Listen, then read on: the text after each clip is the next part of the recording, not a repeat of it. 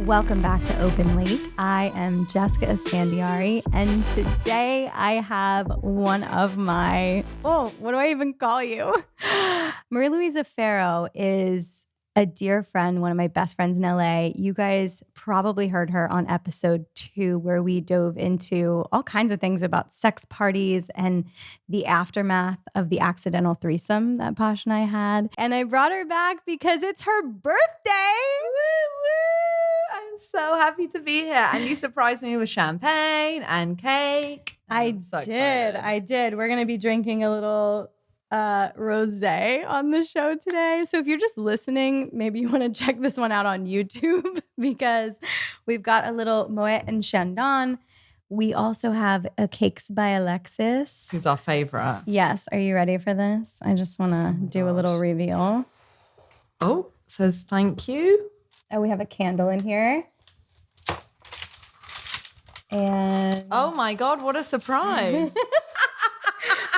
Happy birthday, bitch. I love it. And purple's my favorite color. I know. I'm so That's excited. so funny. Thank you so much. You're I feel very welcome. spoiled. I'm glad you do. One of the things that happens when I drink is I get super lovey-dovey.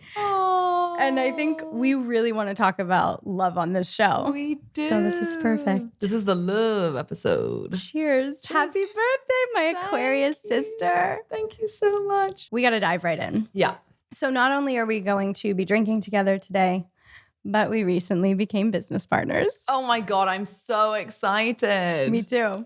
I'm so excited. I know. I think our shared kind of love for love and our shared, I think our shared journey, we had very similar journeys leading up to finding love was what started us on the path of creating the love code. Yes, the love code. And it is live and launched, you guys. So many people, I think, that listen to this podcast, if you've listened to your first episode, you know Marialouisa is a coach. And I was a coach for a long time as well. And stepping into working with more people on their relationships has completely lit my fire.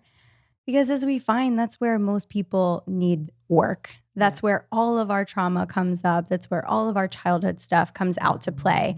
It's in our relationship with others and usually our intimate relationships. Oh, 100%. And it's definitely something that I found extremely interesting and that I've gone really deep with a lot of my clients with. And I found that was one of the biggest places that they grew was suddenly all my clients started finding their soulmate. And I was like, what? What's happening here? Like it just seemed like a very strong trend for me. Yeah, absolutely. I when you do that work on yourself and you get to a place where you're a clear channel and you're vibrating so much higher, that's when the match really does come in. And I think that's what people are really needing to understand is that it's not from a place of chasing. It's a place, exactly as you said, from naturally attracting.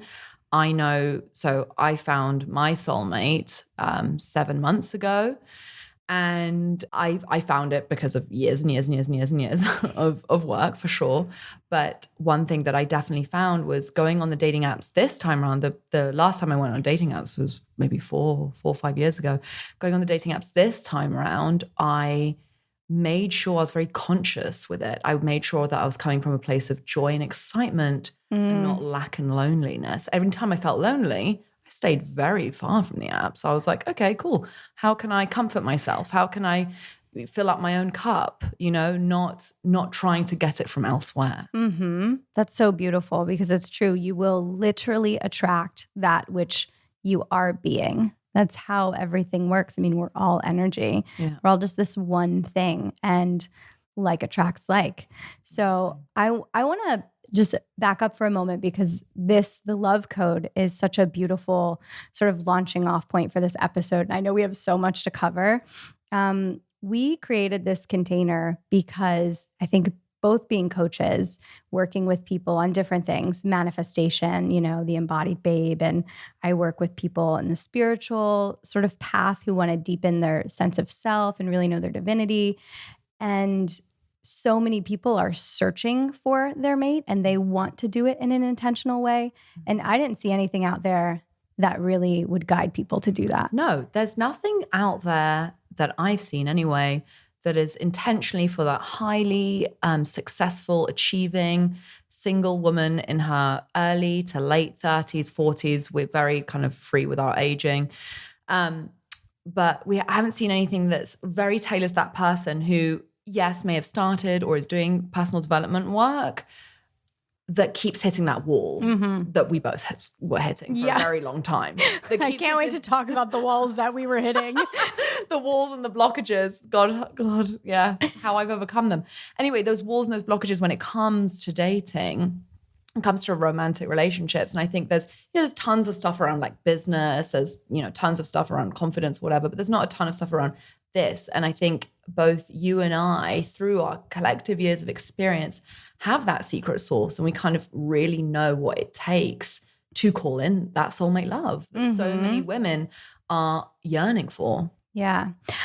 I know that I really intentionally created my relationship with Pasha, or called it in, because I had been through so much of what I didn't want that it finally smacked me upside the head. Yeah. Like that's where I was actually. When I met Pasha, I actually wasn't even looking for a partner. This is like an interesting story. And some people have heard this story before, but I'm gonna go there. If you haven't heard the story of Pasha and I meeting, it came after me being a serial monogamist who was dating essentially whatever guy wanted to date me. They would become my next like long-term, monogamous relationship that was on the relationship escalator of like, okay, is this one, going to be good enough to marry? Am I fitting into their life? Are they fitting into mine? Okay, good.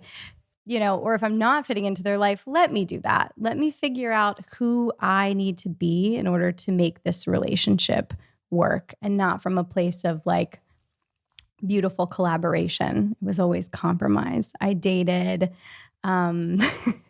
my high school into college boyfriend, who is awesome and we're great friends.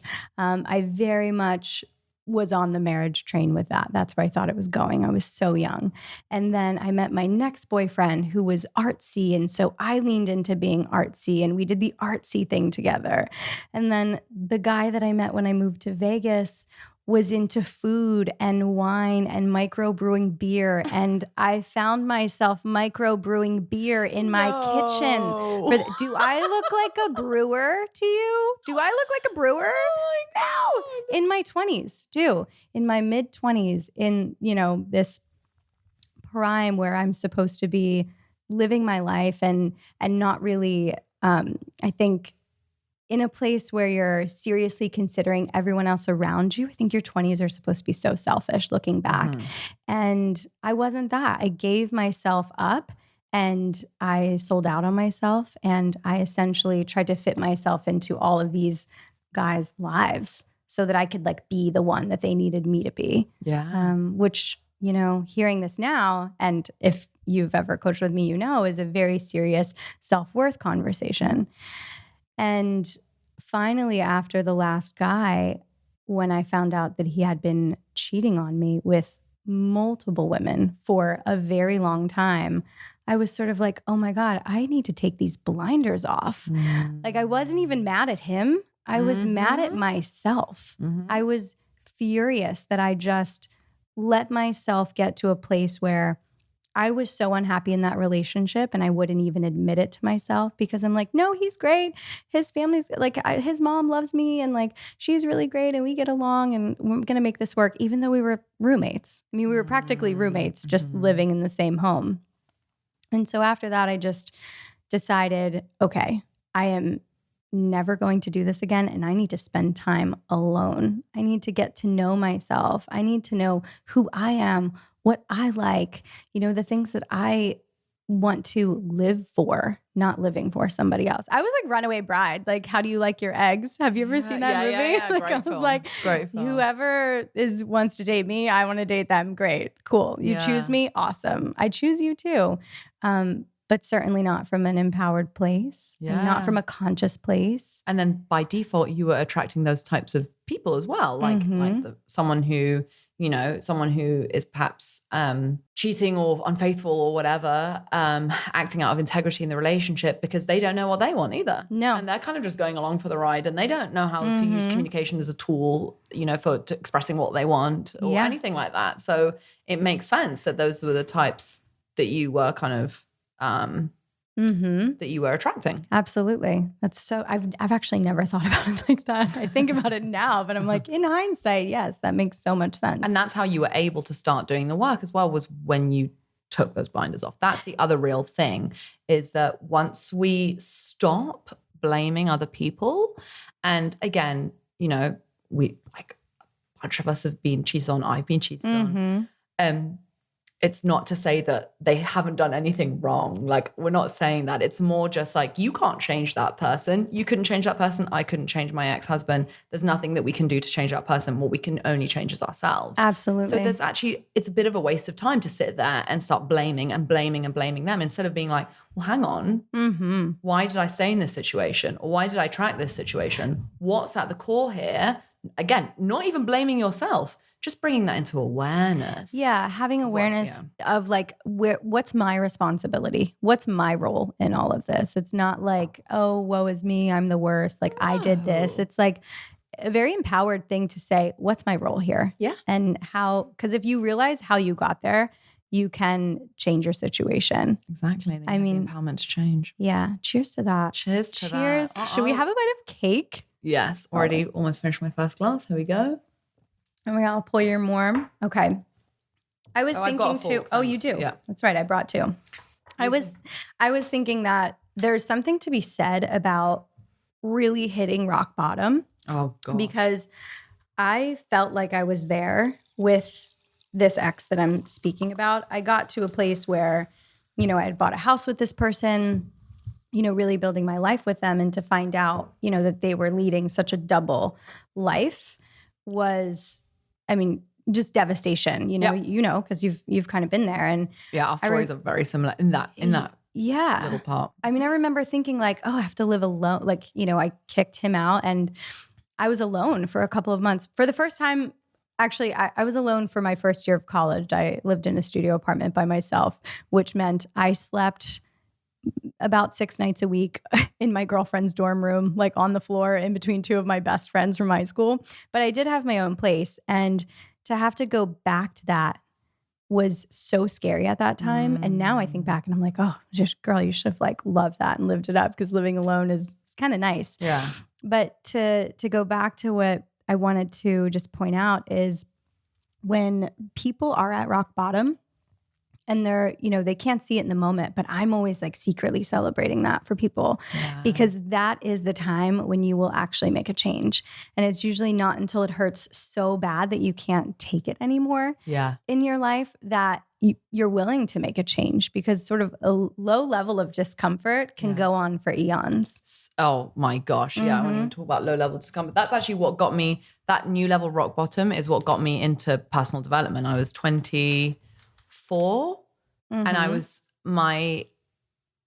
I needed to see a therapist, obviously, before I saw a coach, but my rock bottom was so low, I would turn up for work and just stare at my computer screen, not even be able to work. My anxiety was so high about I don't even know what about. It was like this general state of like, wow. And it was like love related, it was relationship related. I just felt like I wasn't good enough constantly in every way, shape or form. This was, years and years and years ago, like almost 10 years ago. And then I read, before I even saw a therapist, because I was back in the UK at the time and you had to be on a waiting list to see a therapist.